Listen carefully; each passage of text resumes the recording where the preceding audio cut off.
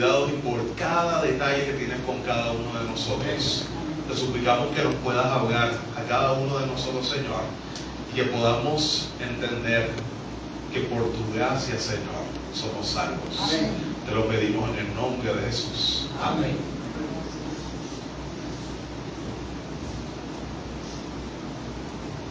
Buenos días, hermanos, sean todos bienvenidos a la casa del Señor.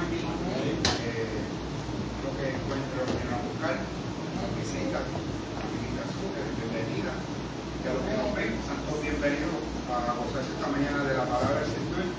Y para comenzar a hablar del Señor, vamos a buscar todos el himno número 181 en el nuevo. 181 en el nuevo, una esperanza.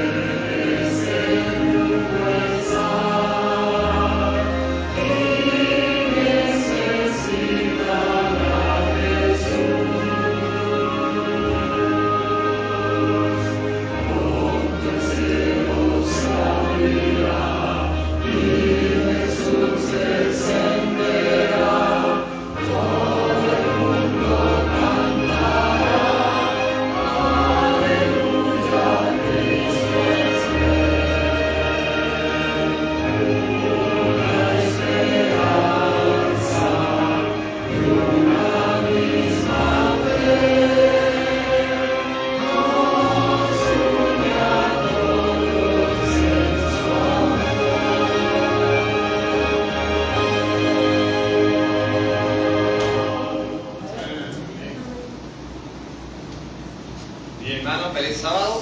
Amén. Vamos ahora buscando esta Biblia en el libro de Mateo, capítulo 19. El verso es el 21. Mateo, capítulo 19. El verso es el 21.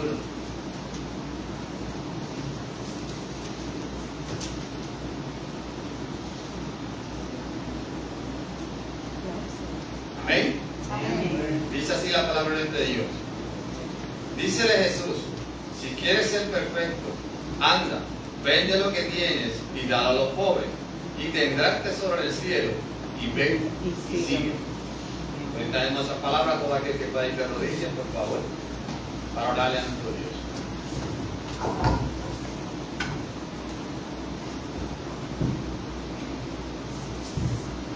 Bendito Dios, una vez más, agradecido, Padre.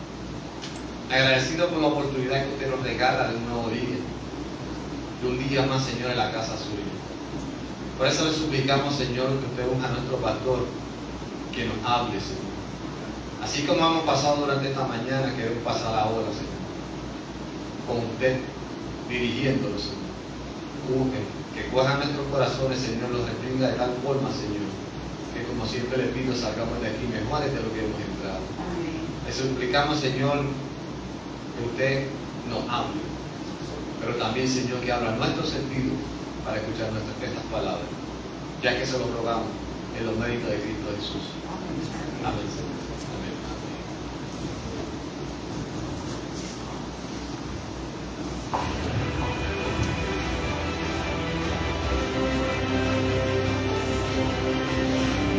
Probar de historia de hoy, Salmo 121.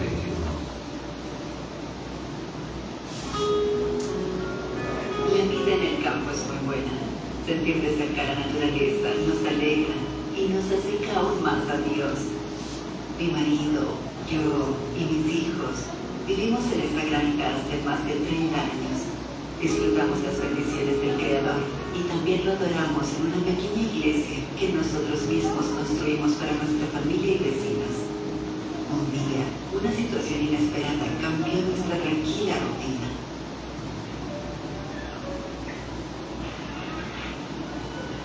Quédate tranquilo, no te voy a lastimar. ¿Hay alguien más en la casa? Mi esposa está en su habitación. Espera un poco, por favor. Ella saldrá pronto. Mientras su esposa sale de ahí, ustedes vayan a la otra casa, llévense todo lo que puedan y traigan a todos aquí. Nosotros no vamos a lastimarlos, solo queremos llevarnos todo lo que hay aquí. Computadoras, las llaves del auto, celulares y su tractor. Me parece que el tractor es nuevo. Joven, por favor, no haga eso. Yo todavía no he terminado de pagar ese tractor y ni siquiera está asegurado. Buenos días. ¿Cómo le va? ¿Usted es pastor? ¿Usted es colportor o trabaja en la asociación? Bienvenido a mi casa. ¿Cuál es su nombre, señora? Rosa. Doña Rosa, esto es un asalto. Esto no es un juego. Nosotros estamos aquí para llevarnos todo, incluso el tractor. Joven, ¿por qué va a hacernos eso? Mire, le voy a decir una cosa. Nosotros tenemos un Dios muy fuerte, muy poderoso. Él va a ayudarlo a usted y a nosotros también. Alzaré mis ojos a los montes. ¿De dónde vendrá mi socorro? Mi socorro viene de Jehová, que hizo los cielos y la tierra. No dará tu pie resbaladero, ni se dormirá el que te guarda. He aquí, no se adormecerá, ni dormirá el que guarda a Israel. Jehová es tu guardador. ¿Qué sucede aquí? ¿Qué está diciendo esa mujer? ¿Ustedes son evangélicos? Sí, somos adventistas del séptimo día. Ah, yo tengo una tía que también es adventista. Hasta he ido a la iglesia con ella. Salgamos, necesito hablar con ustedes. Desde que entré ahí sentí algo diferente, muy raro. Ya no vamos a asaltarlos. Ustedes esperen aquí, mientras yo converso con ellos. Señores, hemos decidido no llevarnos nada de lo que es suyo. Está todo aquí. Nos devolverán las llaves del tractor. Las llaves de mi casa y del auto. Está todo justo aquí. Joven, antes de que se vaya, ¿me permite orar por usted? Sí. Llame a sus compañeros. Muchachos, vengan aquí.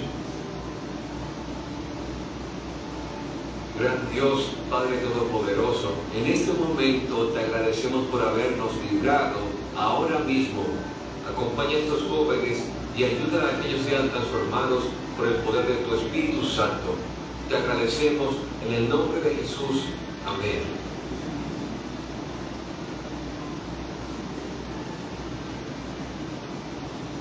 Ustedes los adventistas son siempre así. Sí, gracias a Dios. Entonces, discúlpenos. No nos miren a irnos y no llamen a la policía, ¿de acuerdo? Está bien. Hace 7 años que oro por aquellos ladrones porque quiero vivir con ellos en el cielo y estoy segura de que Dios hará ese milagro. Es una pena que mi esposo no esté aquí para participar de este evento. Él falleció el 5 de febrero del año 2021, víctima del COVID-19. Mi hijo Ney tomó su lugar en esta representación. Yo agradezco a Dios por habernos librado en este día y por todas las bendiciones que nos ha dado en este lugar. Probad y ved. Y ahora los invito a este momento especial de adoración y alabanza a través de los diezmos y las ofrendas, y deseo que Dios los bendiga ricamente.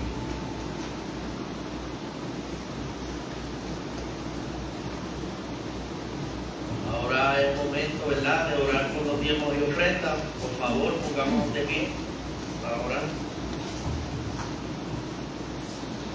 Oremos.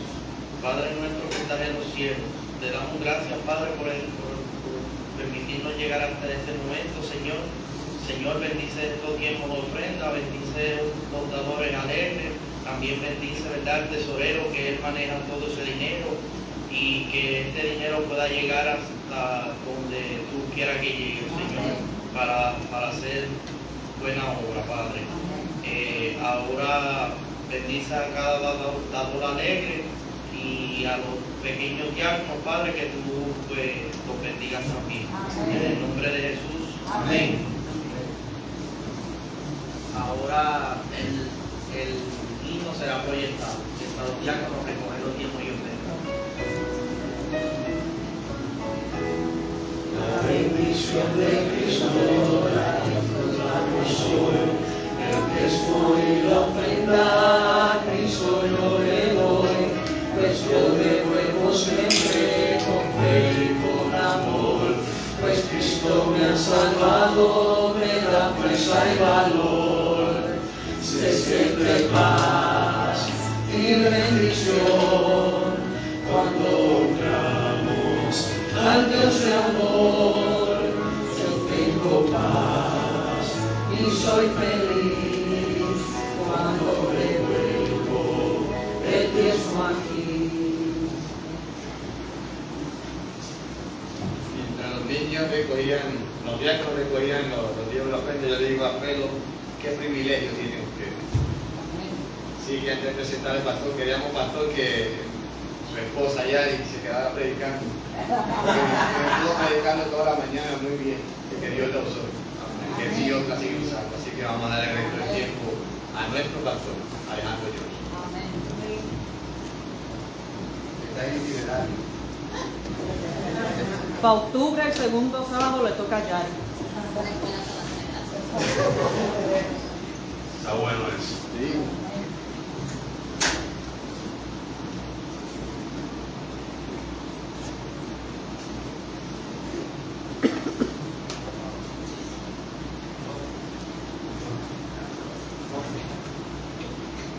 Muy buenos días, familia. El Señor les bendiga mucho. Amén.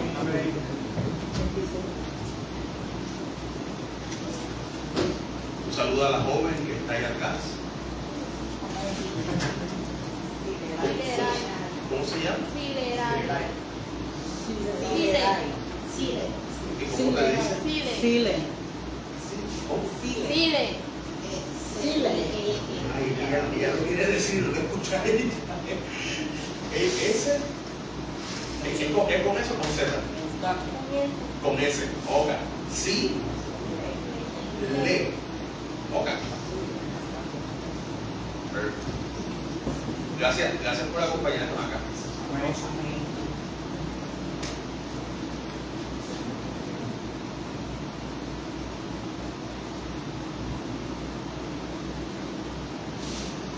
Yo les quiero hacer una pregunta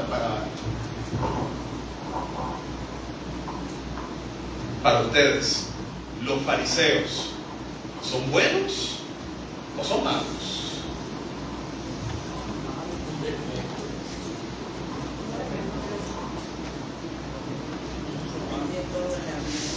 ¿Son buenos o son malos? ¿Viste? Algunos buenos, la mayoría malos. Creo que son igual, creo que igual que cada uno de nosotros. Cada uno de nosotros tenemos algo de fariseo. Sí, es verdad. Muchas veces tratamos de decir que no y criticamos a los fariseos, pero cada uno de nosotros tenemos algo de fariseo. Y es que los fariseos eran gente muy buena. Ellos lo más que querían en su corazón era prácticamente guardar la ley de Dios. Era tratar lo más posible de enseñar la ley de Dios y que el pueblo que estaba con ellos evitara de pecar, evitara de caer en pecado y todo eso. Pero muchas veces, al igual que ellos, nosotros caemos en esa visión y ese punto de vista de ellos. Los fariseos tenían algo en particular que es muy interesante, y es que ellos trataban lo más posible de evitar de que el pueblo cayera. Y un ejemplo: si usted va al faro de Cabo Rojo, y en el faro de Cabo Rojo, los que han ido saben de que es bien bonito y tiene una vista espectacular, pero tiene algo que no es muy saludable, y es que tiene un barranco muy peligroso. Si usted tiene una casa, tiene una vista bien bonita y todo eso, pero tiene un barranco así, ¿qué es lo que se recomienda que se haga? Poner una verja, poner un muro y todo eso ahí, ¿verdad? Para evitar de que uno se caiga. Pero la pregunta que yo le haría: ¿a qué distancia usted pusiera la verja?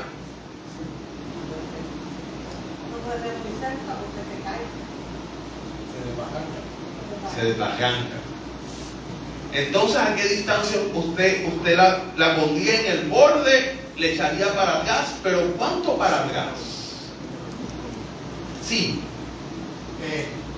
Conociendo esa forma, yo diría que que habemos personas que quizás la quisiéramos más cerca de lo posible para poder ver. Ok. Quizás otros no. Pero si usted pusiera esa vez, ¿en dónde la pusiera? ¿Cerquita o lejito? Lejos. ¿Cuán lejos? 5 pies, 8 pies, 20 pies. Que me asegure la distancia. Que asegure la distancia. ¿Y cuál es la cuestión de asegurar la distancia? Protección. Muy curioso. Los fariseos hacían eso. Eso era lo que hacían los fariseos. Ellos, para evitar de que las personas estuviesen viviendo al borde, ellos cogían la ley de Dios y ponían una cerca, pero no la ponían al borde, la ponían unos cuantos pies para atrás. ¿Cuál es el propósito? Para evitar lo más posible de que la gente no se acercara allí, para evitar que se cayera. El problema de eso fue, y ellos lo estaban haciendo con toda la buena intención, no era que lo hacían por mala intención, ellos lo estaban haciendo con toda la buena intención. Pero el problema de eso fue, y antes de mencionar el problema, la razón por la cual ellos lo hacían es cuando usted ve la historia del pueblo de Israel. Dios llamó al pueblo de Israel con un propósito. Desde Abraham, llamó a Abraham, Isaac, Jacob. Con Moisés lo sacó de Egipto, y con Josué le empezó a dar las tierras prometidas y todo eso. Pero cuando usted lee el libro de Jueces y todos los libros adicionales, toda esa tierra prometida de que Dios les entregó a ellos en el libro de Jueces, ellos, por empezar a alejarse de Dios, empezaron a perder de esa tierra prometida que Dios les había dado. Cada vez que se acercaban más a Dios, Dios les daba, pero cada vez que se alejaban más de Dios, pues tristemente esa reacción hacía de que la protección de Dios no estuviese más con ellos, porque ellos prácticamente la estaban desechando, esa protección de Dios. Al desechar esa protección de Dios, pues el enemigo se apoderaba mucho más. Llegó el punto en que cuando usted lee el libro de Daniel y los últimos libros de crónicas y de los reyes, llega el exilio. El pueblo de Israel es movido directamente a Babilonia, y toda la tierra que Dios les había prometido a ellos, la perdieron. Cuando ellos salen del exilio para los tiempos de los medos y los persas, que Daniel todavía estaba vivo, hay algo muy curioso, y es que cuando el pueblo de Israel entró nuevamente a reconstruir con Nehemías y con Esdras la Nueva Jerusalén, las murallas de Jerusalén y todo eso, dentro de los sacerdotes y de los líderes de aquel tiempo, ellos decían en su corazón: no podemos volver para atrás. Ellos hicieron un estudio, una introspección y se pusieron a ver qué fue lo que nos hizo perder lo que Dios nos había entregado con Josué. ¿Qué fue lo que nos hizo perder esta tierra prometida que Dios nos entregó a nosotros? Ellos empezaron a ver y aquí está. Cuando usted lee el libro de Nehemías, cuando empiezan a leer la Torá y todo eso, ellos reconocieron que estuvieron mal, reconocieron que estaban haciendo no las cosas que les supone que hicieran, y menciona que lloraron y estaban muy tristes y todo eso, y llega el punto en que ellos deciden: no podemos volver otra vez hacia atrás, tenemos que cuidarnos. ¿Qué hicieron? Empezaron a poner cercas. No la cerca la pusieron ahí, sino la pusieron bien atrás, y le pusieron con la intención de que ni ellos que estaban allí se acercaran ni un borde para allá. Era asegurarse lo más posible de que no iban a llegar a ese punto nuevamente, así que lo pusieron bien para atrás. El problema de eso es que ellos empezaron a ver que todo lo que tenían y todo lo que obtenían era por sus propias fuerzas y era por las obras que ellos estaban haciendo. Y ahí empezó el problema.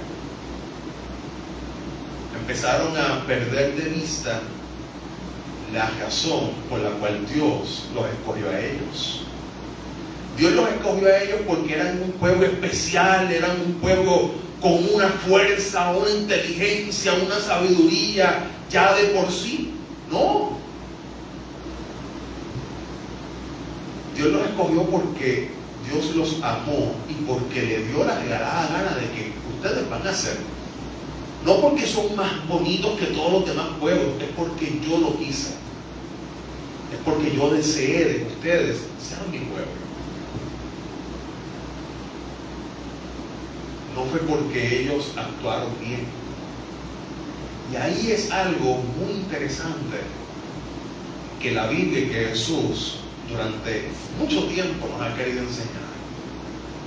Dios nos escogió a nosotros no porque seamos más bonitos, no porque seamos más inteligentes ni nada de eso por el estilo.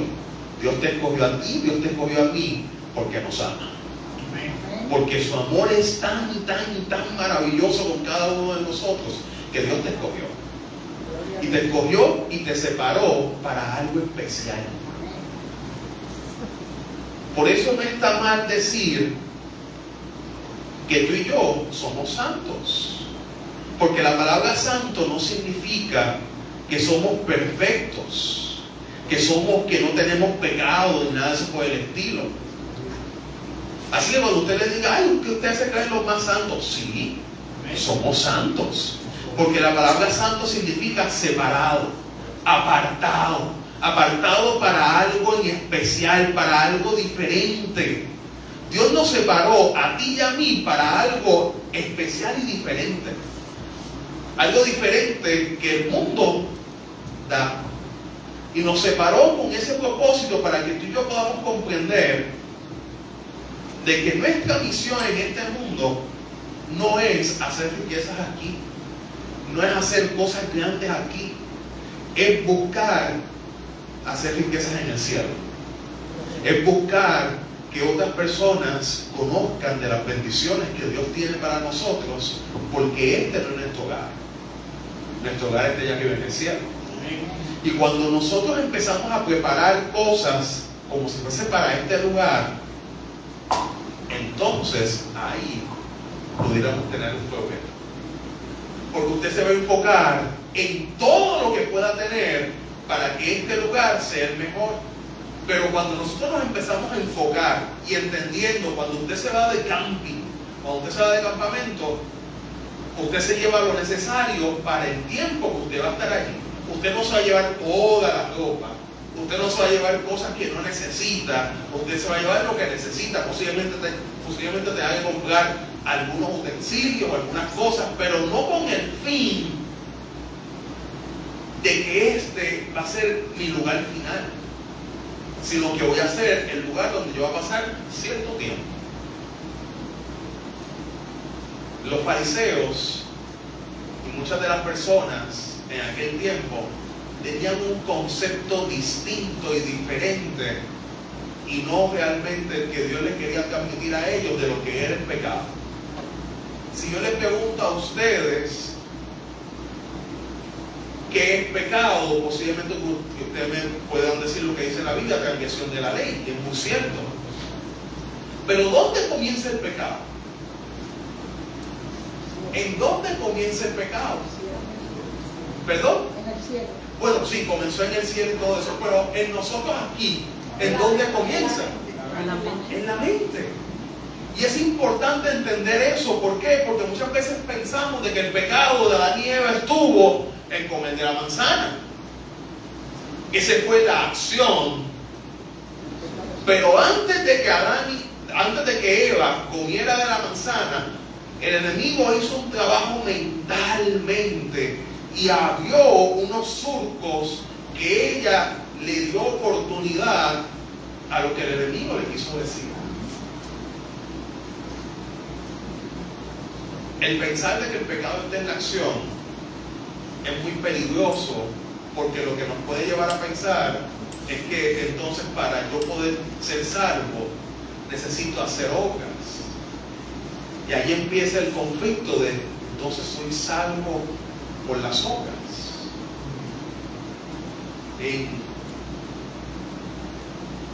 Cuando comenzó la iglesia adventista del séptimo día a nivel mundial, los primeros líderes, se creó una pintura muy interesante. Y cuando usted se pone a analizar esa pintura, usted va a notar diferentes cosas muy curiosas. Entre ellas,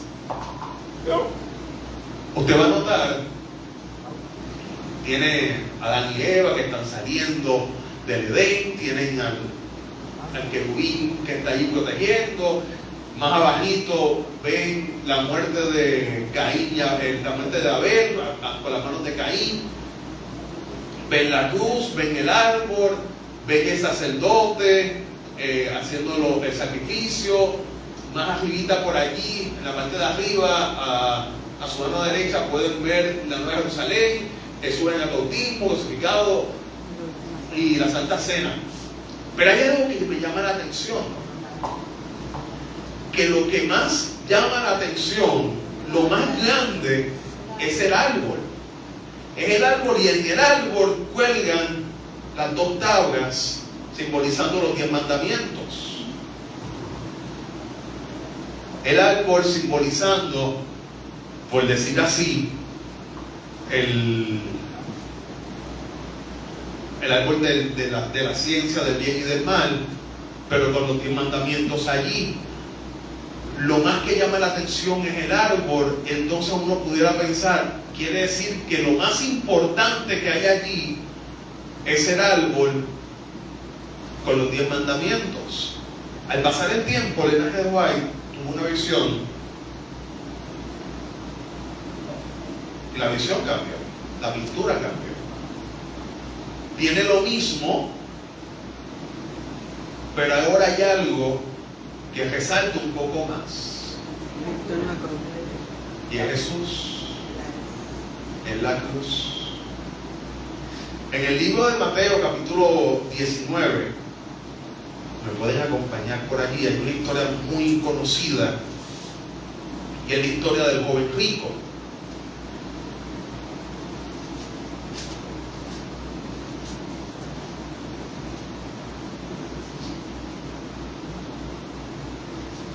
Mateo capítulo 19 menciona: sucedió que un hombre se le acercó a Jesús, Mateo 19, versículo 16. Sucedió que un hombre se le acercó a Jesús y le preguntó: Maestro, ¿qué bueno tengo que hacer para obtener la vida eterna. Curiosa pregunta. ¿Qué bueno tengo que hacer? ¿Qué cosas buenas tengo que hacer para obtener la vida eterna? En la mentalidad de él, y era la mentalidad de todos los que estaban allí, y no se culpa. ¿Por qué? Porque por años le estuvieron diciendo que para uno obtener la vida eterna tienes que hacer esta cantidad de cosas, porque si no haces esta cantidad de cosas no vas a obtener la vida eterna. Así que le preguntó: maestro bueno, ¿qué tengo que hacer para obtener la vida eterna? Jesús le contesta y le dice: adelante. Porque me pregunta sobre lo bueno. Eso respondió: solamente hay uno bueno. Solamente hay uno que es bueno. Si quieres entrar en la vida eterna, Jesús le contesta, y me llama la atención de Jesús: guarda los mandamientos. Y es curioso porque cualquier persona pudiera pensar: bueno, es que Jesús está avalando lo que él está diciendo. Pero es que Jesús lo quiere llevar a un lugar donde quizás él no ha entendido y no ha llegado. Guarda los mandamientos. Y él le pregunta: ¿cuáles? ¿Cuáles mandamientos? Le preguntó el hombre. Contestó Jesús y le empezó a dar un listado muy interesante. Entre ellos: no mates, no cometas adulterio, no robes, no prestes falso testimonio, honra a tu padre y a tu madre, ama al prójimo como a ti mismo. Y él se puso a analizar: pero es que todo eso yo lo hago. Es curioso que él no le mencionó los primeros 4, y no tenía por qué mencionárselos. Los judíos de por sí los judíos, los primeros 4 en su cultura estaban ya. No tener dioses ajenos, no hacerse imágenes, el nombre de Dios, guardarlo, no blasfemarlo, guardar el sábado. Esos 4 mandamientos eran parte de su cultura. Así que él no lo mencionó porque si ya lo daba por sentado. Así que les habló sobre los otros. Pero es curioso que cuando empezó a mencionarles: no mato, no cometo adulterio, no robo, honro a mi papá y mamá, amo a mi prójimo, estoy bien. Y él le dice, me llama la atención, todo esto lo he cumplido, versículo 20. Le dijo el joven: ¿qué más me falta? Y Jesús le pregunta y le dice: bueno, si tú quieres ser, me llama la atención como lo dice Mateo, porque los otros 2 usted lo puede buscar en Marcos y lo puede buscar en Lucas, no aparece la palabra, pero en Marcos sí me llama la atención. Y me llama la atención Mateo. Que me llama la atención Mateo, porque Mateo, cuando usted busca los evangelios, cada uno de los evangelios tiene una visión distinta. Mateo tiene esta visión más didáctica. Él profundiza y él va a más detalles que quizás otras personas no van. Es el evangelio más largo que hay, así que él es más detalloso, va a más detalles a cada uno de ellos. Así que le pregunta: si quieres ser perfecto, si quieres llegar a un nivel perfecto, vende lo que tienes, da a los pobres, y entonces sígueme.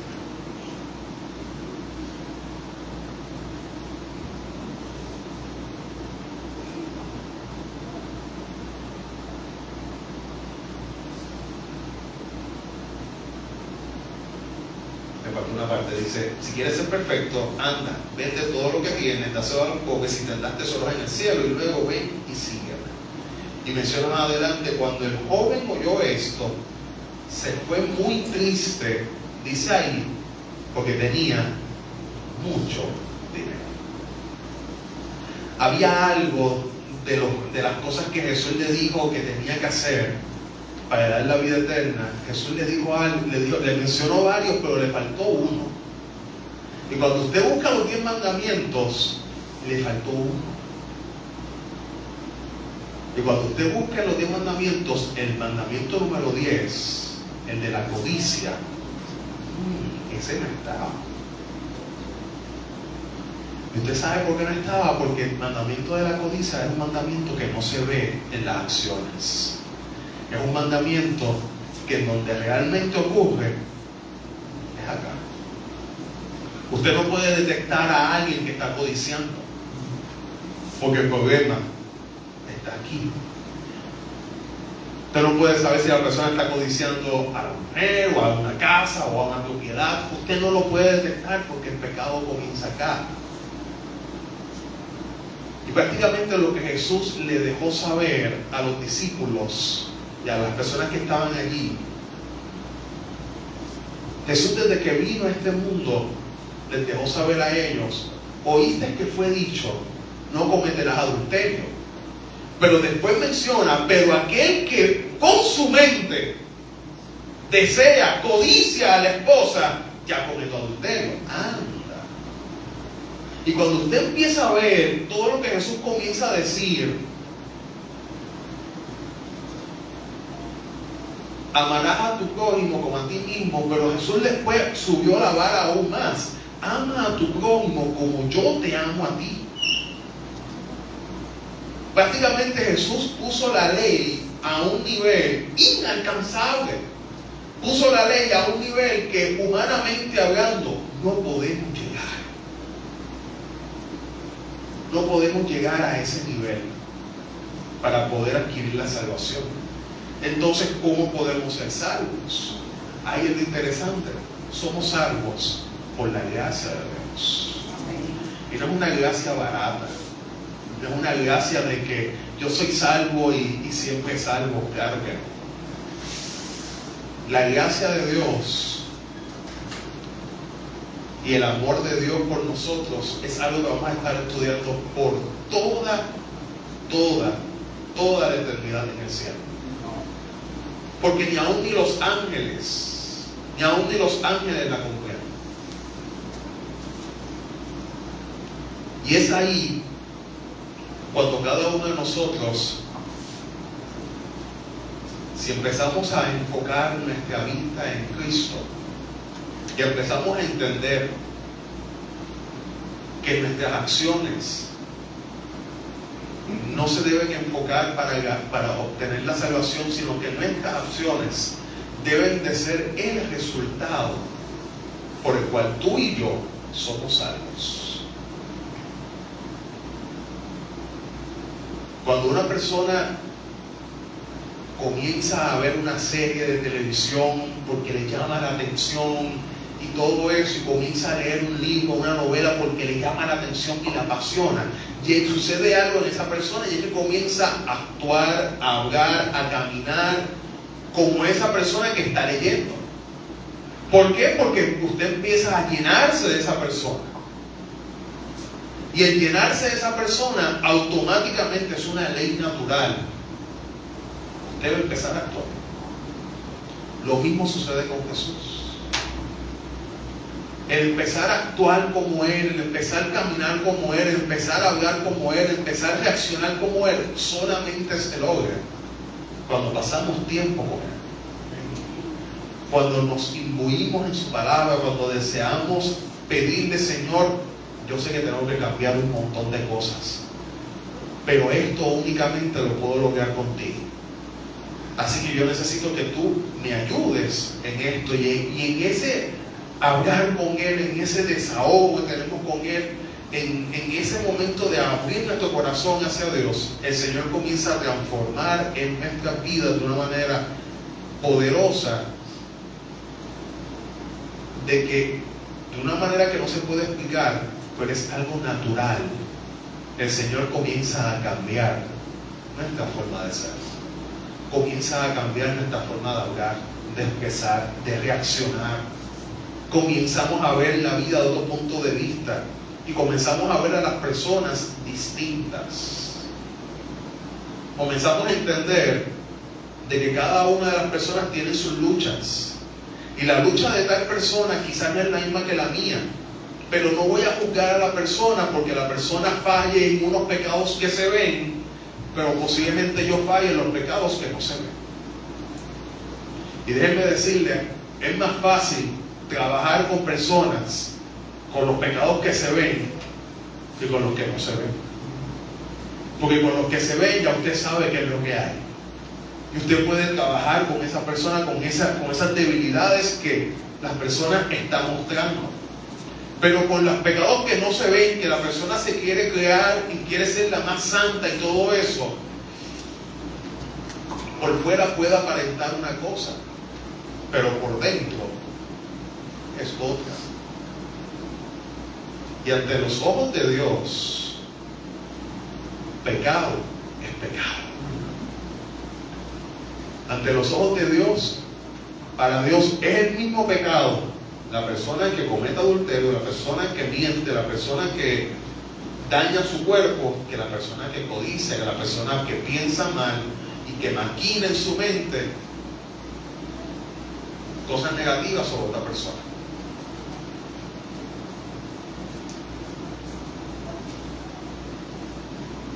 Los fariseos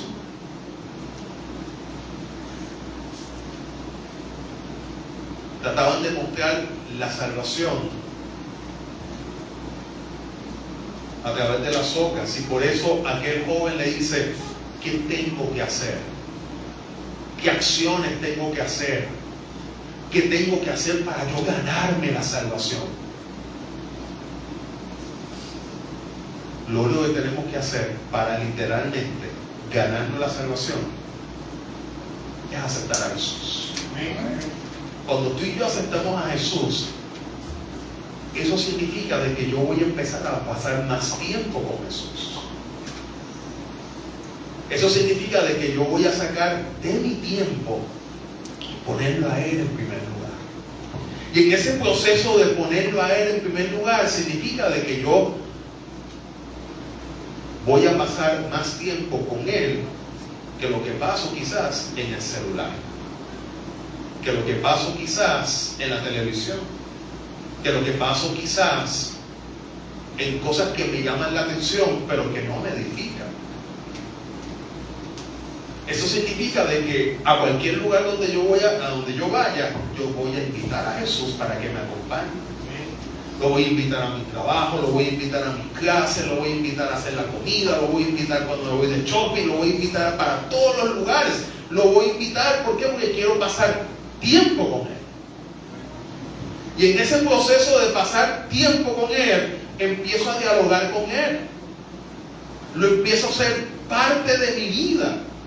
Y cuando yo lo empiezo a hacer parte de mi vida, es como naturalmente hay cambios en nosotros que salen natural.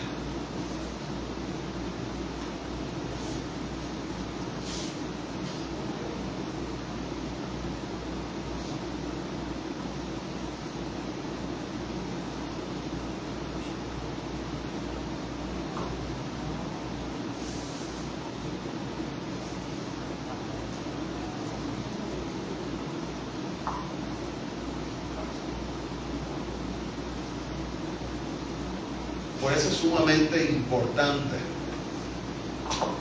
siempre en nuestra vida fijar nuestra vista en Jesús.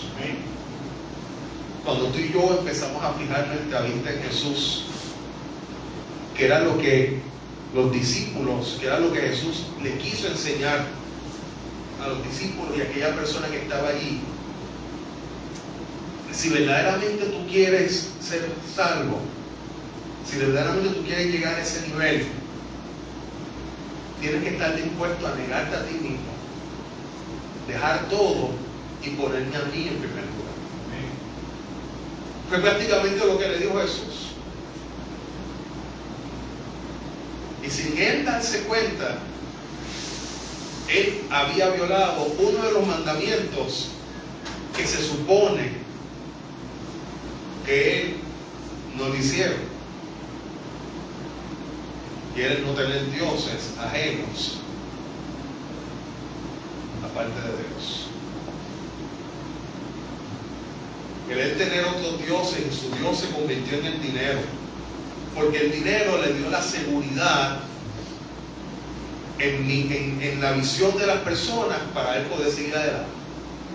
En la mentalidad de él estaba de que él, lo más importante era hacer riquezas aquí en la tierra. En la mentalidad de él, lo más importante era lo que las personas vieran de él.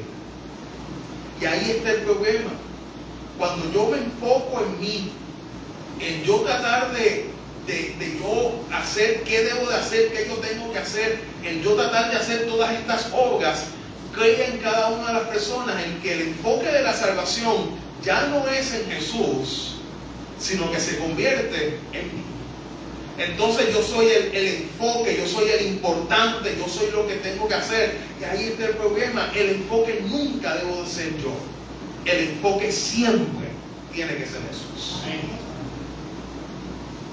Cuando el enfoque es Jesús, cuando yo miro a Jesús, cuando yo le enseño a las personas a mirar a Jesús, cuando yo le enseño a las personas, no me mires a mí, míralo a Él.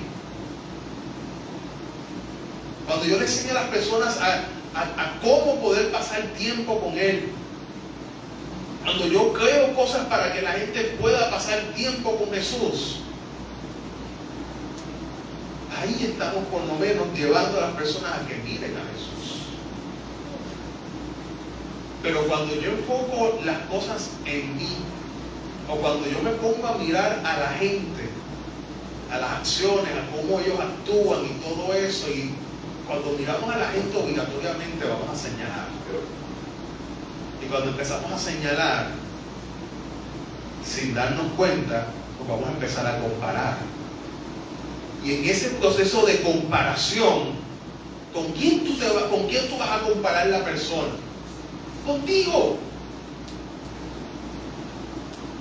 Vas a empezar a mirar los defectos de la persona y vas a mirar los defectos que esa persona, vas a mirar los defectos de esa persona que tú no tienes. Vas a ver que esta persona tiene este problemita que quizás tú no lo tienes, pero tienes otro. Y por eso Jesús le dijo a los discípulos, antes de quitarle la pajita a la persona, quítate la viga, que no te deja ver bien. Por eso es que cuando nosotros enfocamos nuestra vista en Él, ahí yo me miro y yo digo, ya, Señor, me falta mucho. Y sí, pero qué rico es saber de que nuestro Padre Celestial nos ve a través de los ojos de Jesús. Y cuando nuestro Padre Celestial nos ve, no ve lo que yo veo cuando yo miro a otra persona. Cuando nuestro Padre Celestial nos ve, ve a Jesús. Cuando yo atraigo a otras personas hacia Jesús, la persona va a entender de que a través de Jesús podemos llegar a la salvación. De que a través de Jesús nos va a empezar a ayudar a cada día poder crecer cada vez más. Y de que a través de Jesús Él nos va a dar la victoria en cada una de nuestras debilidades. Cuando nosotros enfocamos nuestra vista en Jesús, Jesús empieza a crear algo en nosotros, que el propósito es que lo sigamos e invitar a otras personas para que también lo sigan a Él. Cuando tú y yo enfocamos nuestra vista en Él, Él comienza a hacer cambios maravillosos en nuestra vida. Pero eso única y exclusivamente se puede lograr si enfocamos nuestra vista en Él. Amén. Que el centro no seas tú, que el centro no sea yo. Cuando tú y yo nos convertimos en el centro, vamos a caer en el pecado que cayó Satanás. Satanás se creía que era importante. Satanás se creía que la admiración que toda la gente le tenía por lo grande y lo brillante y todo eso que era, lo hizo pecar. Y por eso el pecado es otro de los misterios que no conocemos y se conoce como el misterio de la iniquidad. ¿Cómo un ser perfecto pecó? Si era perfecto. Así que tenemos que entender que la perfección bíblica no significa llegar a un nivel de que llegué a ese nivel y no vuelvo a pecar más. Cuando la Biblia me habla de perfección, me habla de una constante relación con Dios. No es algo que se logra por mí, por mis habilidades. Es algo que Dios me da, me otorga, siempre y cuando yo siga dependiendo de Él. Siempre y cuando yo siga agarrándome de Él. No es algo que yo llego o que alcancé y cuando lo alcancé ya llegué y olvídate, ya no necesito más de Jesús. Porque a la que yo piense así, me independicé y caí. Adán y Eva eran perfectos y cayeron. ¿Por qué cayeron? Se independizaron de Dios. Se salieron de la fuente de poder que les daba ese estatus. Por eso nuestra vista tiene que estar fija siempre en Jesús. Y cuando está fija en Jesús, Él nos va a dar el poder para cada día ser victoriosos. Y si pecamos, qué bueno que abogado tenemos. Qué bueno es saber que sus misericordias se renuevan todos los días. Todos los días podemos ir al Padre y decirle: Señor, le embarré, pero le embarré grande, pero esta vez fue bien grande. Y qué bueno es saber que sus misericordias se renuevan todos los días. Aunque la haya metido pero bien grande, el Señor está disponible y dispuesto para ir a donde nosotros, rescatarnos, ayudarnos, para volver nuevamente a ponernos en el lugar que nos quiere poner. Que en el día de hoy podamos estar dispuestos a hacernos de su gracia, esa gracia que es completamente gratis, ese amor que es inexplicable y que lo más que desea Él es que tú y yo enfoquemos nuestra vida en Él, porque cuando le enfocamos en Él, su carácter, su presencia se empieza a reflejar en nuestras vidas y ya no somos nosotros, sino que es ahora Cristo en nosotros quien actúa cada vez. Que el Señor nos bendiga y que podamos siempre fijar nuestra vista en Jesús. Vamos a cantar el himno Fija tus ojos en Cristo.